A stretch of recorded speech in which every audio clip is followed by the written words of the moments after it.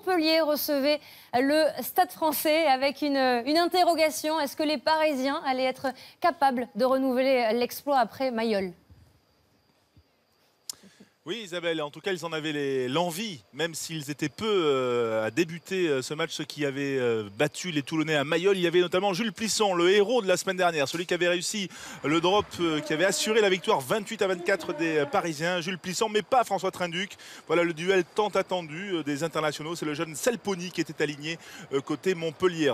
Et Marc, il y a au départ des moustiques d'abord dans le ciel et la moiteur de la nuit montpelliéraine. Et pour chasser les moustiques, rien de mieux qu'une bonne chandelle signée Selponi.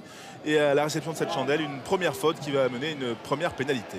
Oui, Montpellier, pas forcément exceptionnel en ce début de match, mais en tout cas plus conquérant, plus dominateur, plus propre, qui maîtrise son rugby, qui pousse à la faute petit à petit les Parisiens, qui sortent progressivement du match.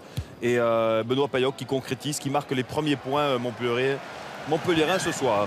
3-0 puis 6-0, les Parisiens qui se maintiennent dans l'autre jeu, toujours opportunistes, avec notamment ce retour intérieur de Bosman pour Julien Arias qui trouve un intervalle, qui se faufile le raffut sur Ouedraogo, le soutien de Sampéré, le relais de Lavala, puis ensuite la bonne passe volleyée de Julien Thomas pour Doumerou, l'enfant du pays qui donne à l'intérieur à Bosman.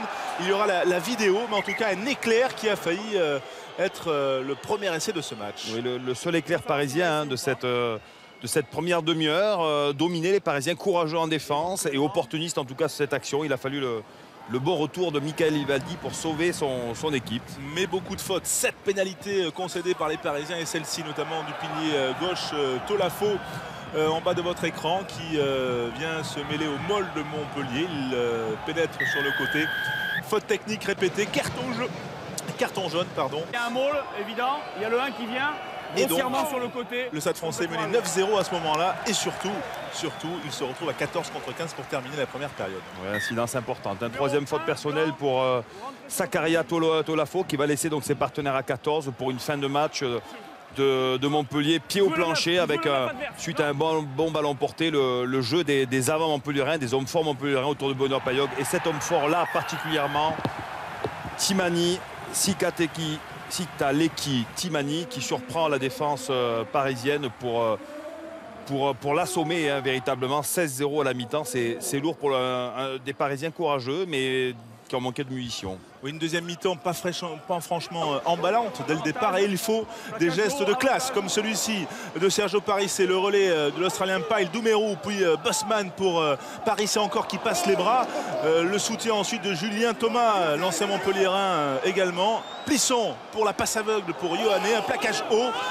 qui est sanctionné, mais pas d'un carton jaune, et ça fait bondir le banc parisien. Légitimement, a priori, Timothy Nagusa qui revient et qui plaque illicitement son vis-à-vis d'Igby Yohanné.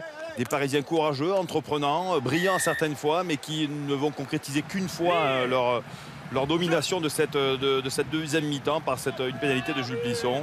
De 44 minutes à la 71e, on se retrouve à cette mêlée montpelliéraine dominatrice. Tulou qui guide le ballon, qui en perd le contrôle, qui va aplatir, et monsieur Cardona qui va demander la vidéo. Une décision qui fera débat, en tout cas au sein du staff montpelliérain. Voilà, l'essai est refusé logiquement puisque Alex Tulou n'aplatit pas, mais le staff montpelliérain a estimé que la mêlée parisienne s'était mise à la faute et aurait mérité de prendre un essai de pénalité. Sur le ballon alors que vous êtes dans un ruck. Paris encore à 14. On finit par un ball et on marque, d'accord? Allez! Fabien Galtier qui exige une fin un peu plus glorieuse que cette deuxième mi-temps où Montpellier a géré le score. Une deuxième mi-temps pas forcément folichonne, et il faudra une énième faute du capitaine parisien Sergio Parissé et cet essai de pénalité sur la sirène, l'essai de la faute de Parissé. Et puis regardez cette transformation de Nagusa, qu'on connaît plus comme un finisseur, un marqueur. Voilà pour concrétiser le travail. 23-3, le sourire du Fidjien pour terminer ce match. Voilà, Fabien Galtier qui fait la moue, c'est vrai, 23-3, pas de bonus offensif, on se serre la main, mais visiblement cette dernière transformation n'a pas vraiment plu aux Parisiens, et Fulgence Ouedraogo a tenu à s'en expliquer auprès de Loïc Lebras.